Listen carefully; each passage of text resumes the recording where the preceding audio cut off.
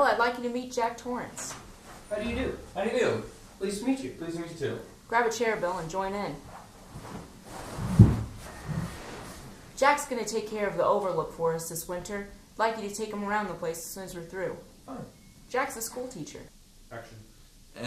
Formerly a school teacher. What line of work are you in now? I'm a writer. Teaching has more or less been a way of me to make ends meet. Well, this ought to be quite a change for you. Well, I'm looking for a change. Our people in Denver recommended Jack very highly, and for once, I agree with them. Okay. Let's see, where were we? Yes, I was about to explain that our season here runs from May 15th to October 30th, and then we close down completely until the following May. Do you mind if I ask why you would do that? Seems to me that the skiing up here would be fantastic. Oh, it sure would be. But the problem is the enormous cost it would be to keep the road to the Sidewinder open. It's a 25-mile stretch of road, gets an average of 20 feet of snow per winter, and there's just no way to make it economically feasible to keep it clean. When the place was built in 1907, there was very little interest in winter sports, and the site was chosen for its inclusion and scenic beauty. Well, it certainly has plenty of that. That's right. And did they give you any details in Denver about what the job entails? Only in a very general way. Well, the winters can be fantastically cruel, but the basic idea is to cope with the very costly damage and depreciation which can occur. And this consists of mainly running the boiler, heating different parts of the hotel on a daily rotating basis, repairing damage as it occurs, and doing repairs so that the elements can't get a foothold. Well, that sounds fine to me. Physically, it's not a very demanding job. The only thing that can get a bit trying up here during the winter is the tremendous sense of isolation. Well, that just happens to be exactly what I'm looking for. I'm outlining a new writing project, and 5 months apiece is just what I need. That's very good, Jack, because for some people, Action.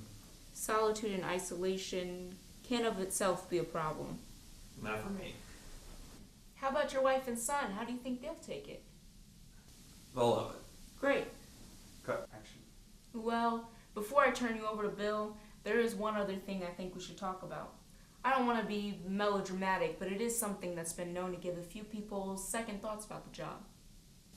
I'm intrigued. I don't suppose they told you anything about in Denver the tragedy we had up here during the winter of 1970? I don't believe they did. Well, my predecessor in this job hired a man named Charles Grady as the winter caretaker.